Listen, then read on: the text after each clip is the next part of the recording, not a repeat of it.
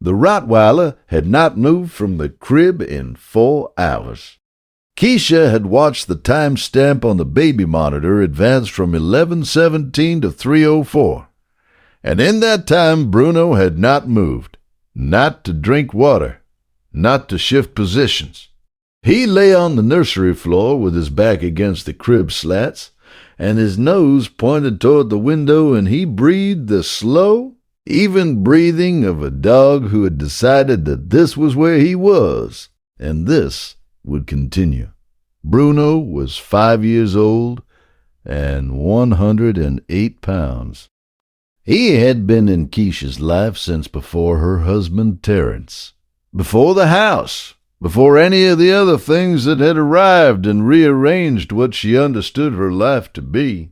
He had traveled with her through 2 apartments, and the period after her father died, when she had been very quiet for a very long time. He had never, in 5 years, exhibited behavior that any reasonable person would describe as threatening. Her mother-in-law, Elaine, described him as threatening the first time she visited after baby Caden came home. "He's too big," Elaine said, looking at the dog and then at the baby, doing the math in the way some people do. You can't predict them, that breed especially. Keisha had not answered. This was a learned skill. Bruno's behavior had been different since Caden's birth.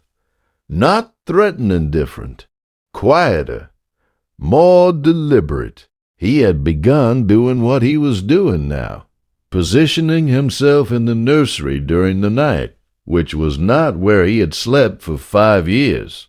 He had slept in the bedroom with Keisha and Terence for 5 years. He had, apparently, decided that this particular small human needed his presence more than they did, and had made that transition as if it had always been the arrangement. What he was doing on the night of January 19th was not different from what he had done for the previous 3 weeks. The difference was the window. Keisha was in the kitchen getting water when the security camera notification appeared on her phone. Motion at the side of the house, the narrow alley between the property and the neighbor's fence. The camera had poor night resolution. She could see the shape well enough. A man moving slowly, stopping, looking at the nursery window. She stood in the kitchen for 3 seconds. Then she called 911. Terence came downstairs when he heard her voice. She showed him her phone. He went immediately to the front door without putting on shoes. If you stay for stories about what animals sense before we do, you're in the right place. Subscribe so you never miss the next one. The police found a man 3 blocks over who matched the description. He was arrested. What they found in his possession was not something Keisha wanted to think about for very long. She didn't think about it. She thought about other things.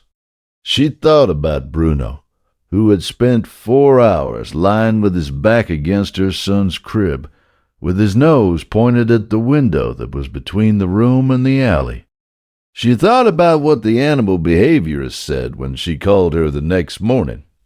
Dogs have a scent radius that extends well beyond the walls of a house. A person mingling repeatedly in the same location over multiple days would register as an anomaly.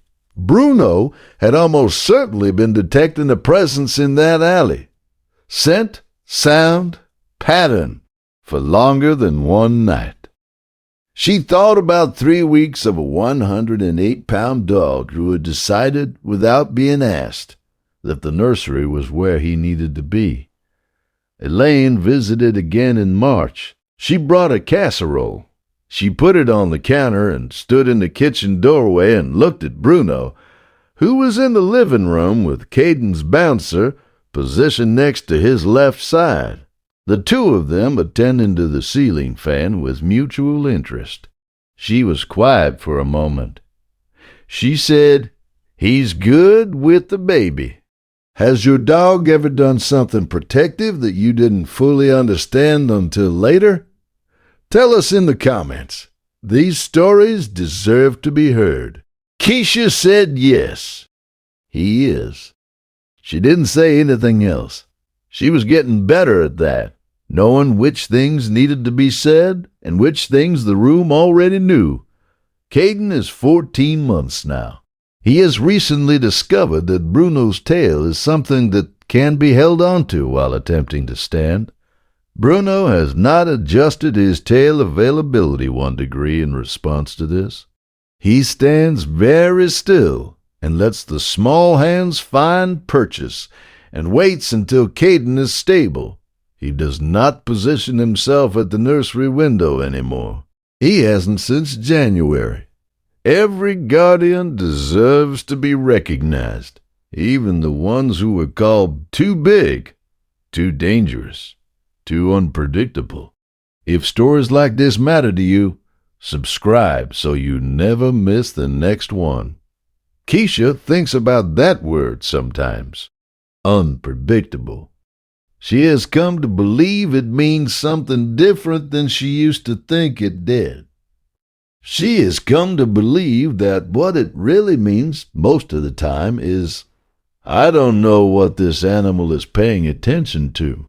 I don't know what it is tracking, what it is sensing, what it has decided to be responsible for in a language that has no words. Bruno knows. He has always known. The next story coming to this channel involves a rescued dog nobody wanted, and the night it made everyone understand why it was exactly right.